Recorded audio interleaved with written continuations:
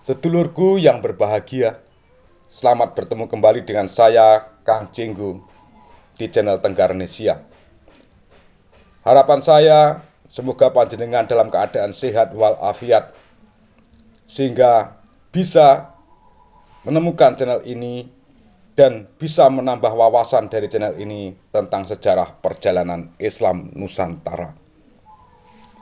Sedulurku, di Aceh ada Sultan Malik As-Saleh. Ini di Aceh Utara di Kecamatan Samudra. Makamnya kita jumpai adalah merupakan Raja Pasai yang pertama yang memiliki peranan besar dalam pengembangan dakwah Islam di Nusantara ini. Kemarin inskripsi makam Sultan Malik As-Saleh menunjuk bahwa Raja Pasai itu wafat pada bulan Ramadan tahun 696 Hijriah atau 1297 Masehi.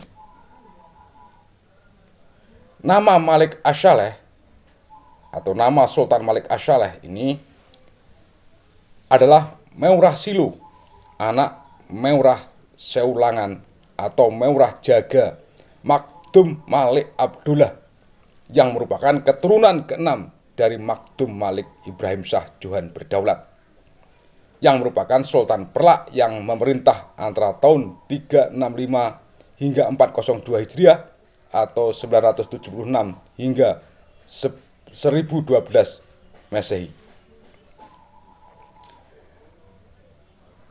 Nama Meurah Silo merupakan keturunan bangsawan Meurah. Berarti Sultan Malik As-Saleh adalah penduduk pribumi Aceh.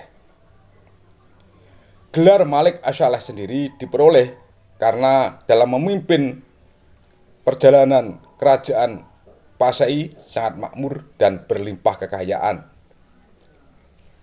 Memiliki angkatan laut yang kuat luar biasa dan juga angkatan darat yang teratur.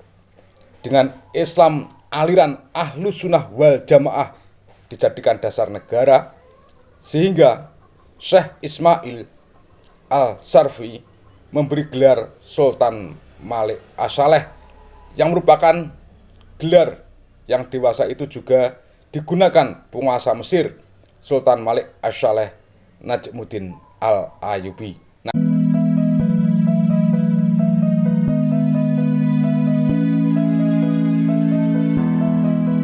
Sedulurku yang berbahagia, di Pasai selain makam Sultan Malik As-Saleh juga terdapat makam tua lainnya, yaitu makam Nahrisah yang tanggal wafatnya menunjuk hari Senin 14 Dzulhijjah 831 Hijriah atau 1428 Masehi.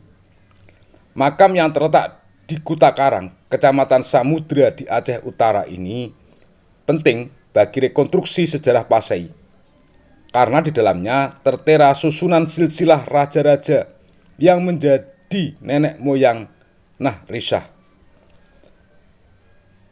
Makam yang sezaman dengan Nahrisah adalah makam Maulana Hasanuddin di Pasai, yang inskripsi tahun wafatnya menunjuk 823 Hijriah atau 1420 Masehi.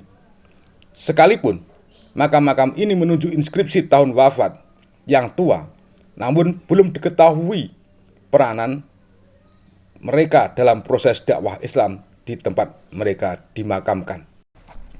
Profesor A. Hasimi dalam sejarah masuk dan berkembangnya Islam di Indonesia menegaskan bahwa Malik As-Saleh mempunyai semangat yang kuat untuk menyebarkan dakwah Islamiyah, dan baginda memainkan peranan yang berkesan di dalam menyebarkannya.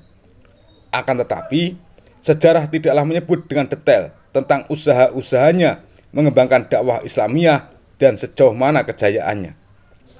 Walau bagaimanapun, baginda telah menjadikan kerajaannya sandaran yang kuat bagi gerakan dan perkembangan dakwah Islamiyah, dan langkahnya itu diikuti oleh putra dan cucu cicitnya setelah baginda wafat.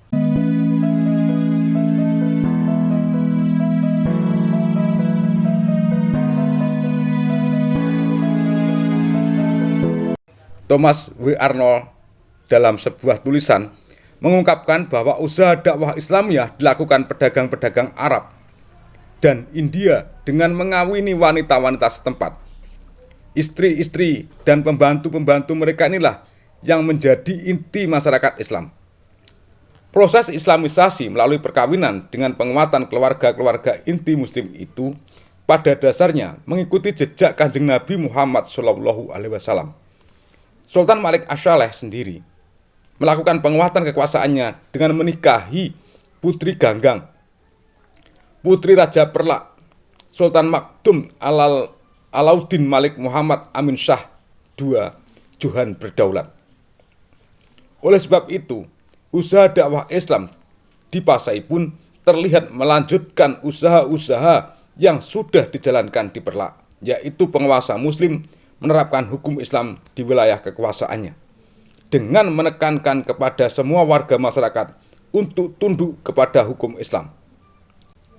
Menurut catatan Marco Polo yang pernah singgah di Perlak atau Perlak, penguasa Muslim Perlak menerapkan hukum Islam kepada para saudagar asing dan penduduk pribumi.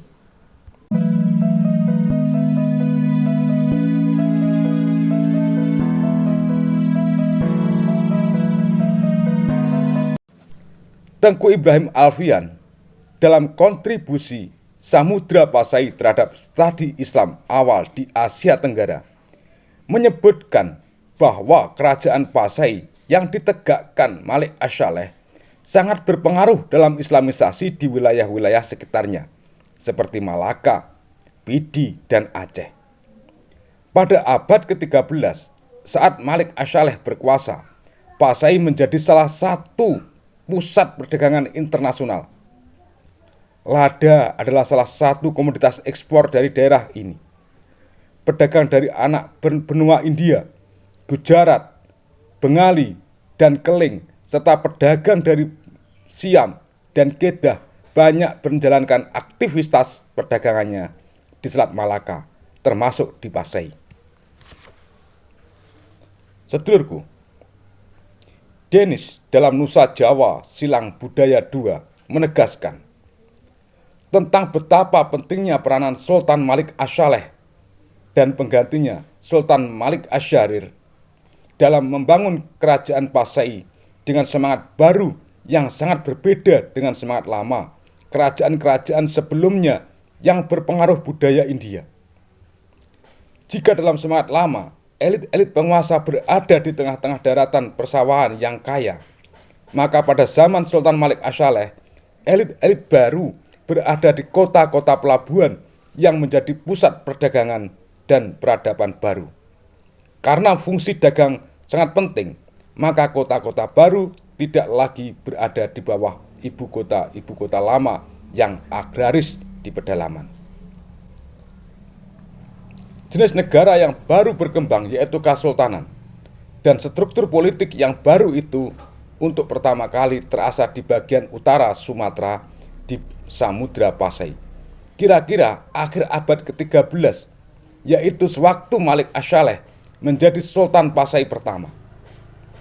Demikianlah di bawah Sultan Malik As-Saleh, kerajaan Pasai telah menjadi pusat pengembangan struktur politik baru dan dakwah Islam terpenting di Sumatera dan Selat Malaka serta Jawa.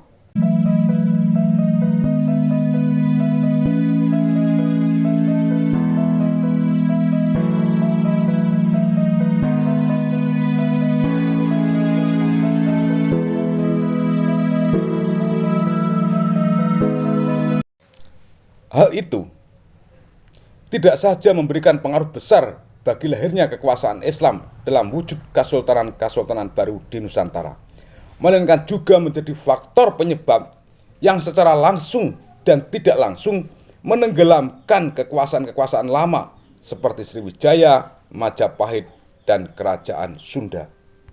Sedulurku yang berbahagia, kiranya cukup demikian saja apa yang bisa saya sampaikan terkait perjalanan dari Sultan Malik As-Saleh yang merupakan sultan dari kerajaan Samudra Pasai yang cukup memiliki peranan penting dalam perjalanan dakwah Islam Nusantara ini. Ada kurang dan ada lebih, tentu banyak kurangnya. maka tulislah komentar-komentar di kolom komentar untuk membangun kekurangan saya ini agar bisa klop atau bisa pas.